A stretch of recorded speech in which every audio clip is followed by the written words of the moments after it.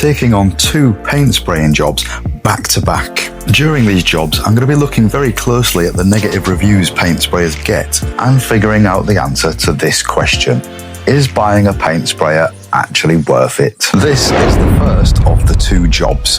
A 2-bedroom flat over in South London, and all I'm doing on this job is just painting the living room ceiling and this bedroom ceiling as well. One of the biggest causes of bad reviews online is overspray. When you use a paint sprayer, paint does get everywhere. You have to protect every single inch of the room you're working in with a sprayer. And just to prove it, here's an inch that I didn't protect. And don't forget, I'm spraying up at the ceiling, nowhere near this floor. Fully protecting this room and doing it properly took me about half a day, literally half a day just protecting this room. The question is, are the people leaving bad reviews online about overspray justified in doing so? Or do they just need to expect it and learn to manage it properly? By the end of this video, I'll have an answer to that question. Another issue frequently reviewed is clogging. It happens when the spray tip you're looking at now gets full of gunk. This is a brand new tin of paint I'm using on this job, and you watch what happens when I strain it. Loads of gunk left in the bottom of the strainer from a brand new tin of paint. Any of that gets stuck in your paint sprayer and you are in for a world of pain. This is the inlet pipe where paint enters the paint sprayer, and you can see the manufacturers also build a filter into the actual inlet pipe as well. Have a look at this. This is me cleaning out the gun itself after using it with that same paint that I've already filtered. And look how much gunk is on this filter inside the gun. This is lots of tiny little pieces all clumped together that have managed to get through the sieve and the first filter. So again, are bad reviews justified for clogging when it comes to paint sprayers? Or is it the fault of the actual paint manufacturers by having so much damn gunk in their paint? Or is it the fault of the user for not straining it properly? This is another question I'll be looking to answer by the end of this video. The paint coming out the sprayer in streaks like you see here is another reason for so many bad reviews online. Just like this one you can see here. Sometimes this can be fixed by just adjusting the setting on the paint sprayer itself. This is the paint sprayer set at low pressure, and then you turn it up to medium pressure and it looks a little bit better, followed by high pressure and it looks a lot better. This footage you see here, however, is already set at the highest possible pressure. So there's another reason why it's coming out streaky, and I will come back to that shortly. You can hear the motor on this clip is working really hard. This is what it should sound like. There are a lot of bad reviews online because the motors are too noisy, like you heard in that first clip. There's other bad reviews saying that they cut out because they overheat.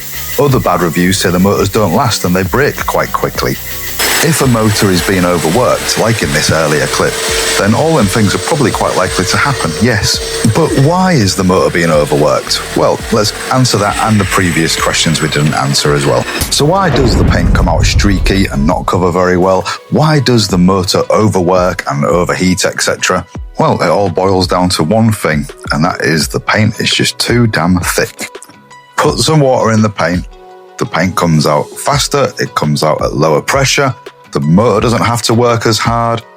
Everything is fixed by just adding 10 or 15% water to the paint. I do fully believe that a lot of the bad reviews left online for paint sprayers are because of this. Spraying with the watered down paint was just so much quicker and easier, and the paint covered the ceiling so much better after watering it down. The only slight downside is the more you water it down, the more overspray you get. Look at the state of my mask. I couldn't see a bloody thing. Next day then, and the paint is fully dry after the first coat. This little bedroom ceiling was done with the paint before it was watered down, and look at the state of the finish. It's not a good finish at all. The paint was just coming out way too patchy and way too thin. Compare that to the living room after I watered down the paint, and the ceiling's perfect, just one coat and done.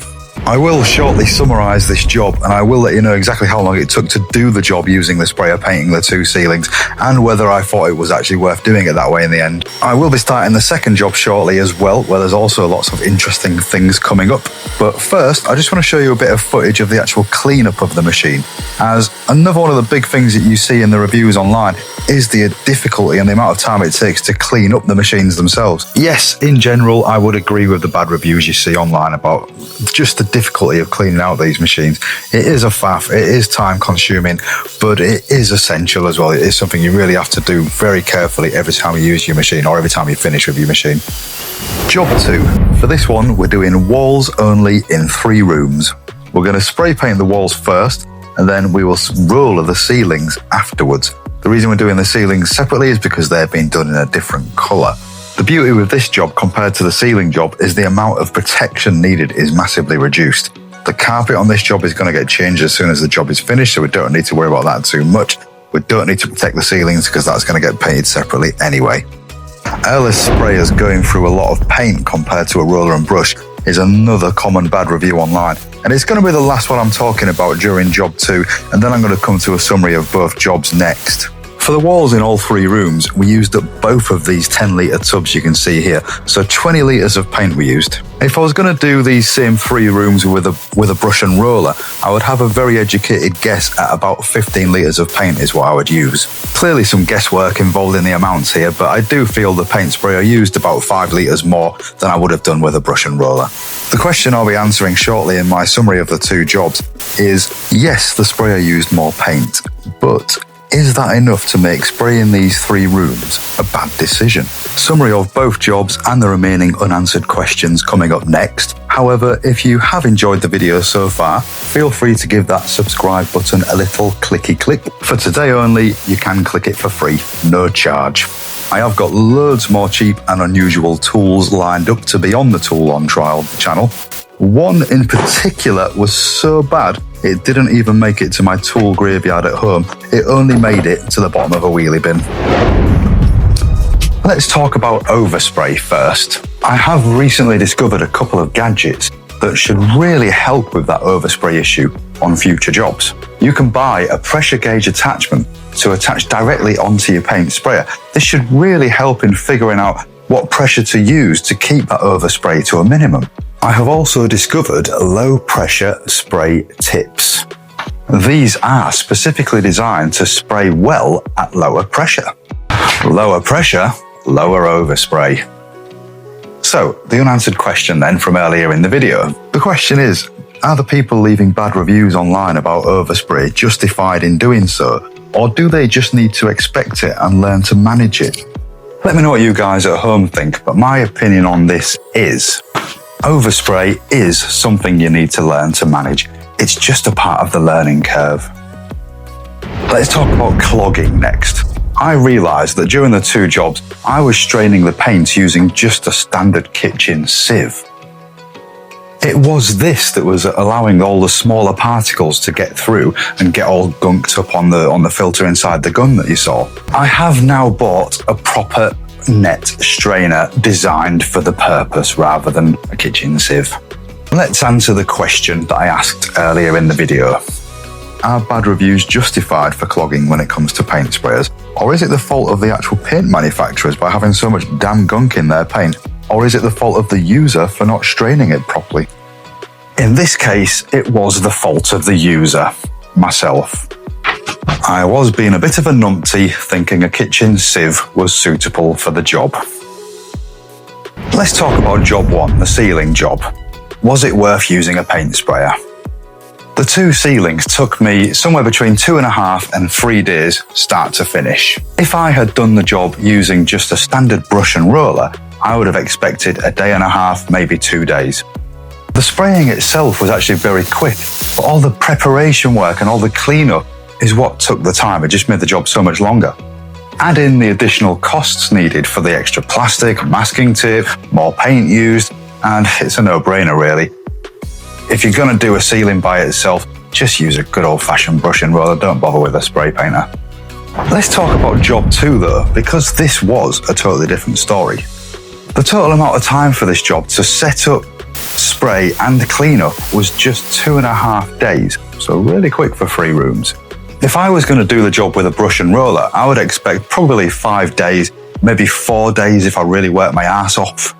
I am getting closer to 50 than I would like, and I'm also a single dad of 2 young, pretty demanding children. So needless to say, not a lot of energy for working my ass off. So let's just say 5 days, shall we? So let's answer my earlier question, shall we? Yes, the sprayer used more paint, but is that enough to make spraying these 3 rooms a bad decision? No, it wasn't a bad decision. The extra 5 litres of paint used was well worth it for the amount of time and money saved by using the paint sprayer on that particular job. So then we're on to the biggest question asked in the video without an answer yet. And figuring out the answer to this question. Is buying a paint sprayer actually worth it? For me, the answer is a definite yes. Unless you're painting ceilings only, then don't waste your time and money. If you are doing walls only, or even better, if you're doing walls and ceiling in the same paint, then you're onto a winner and you will save a whole bunch of time using a paint sprayer once you've figured out how to work it. I will put a link in the description for the video and at the top of the comments for the paint sprayer that I've used in this video. It's one by Innercraft. I got it off Amazon. It was like £265, so pretty cheap. I'm sure you can see for yourselves that it's done well. Next on the tool on trial, a £28 Temu paint roller that connects directly to my Airless paint sprayer. But is this cheap Temu roller actually any quicker than a normal roller? Well, there's only really one way to find out, isn't there? Me versus David, Temu sprayer roller versus normal roller. May the best man or roller win. If that video is ready, it'll be top left of the screen right now. Bottom left, a cheeky little subscribe button.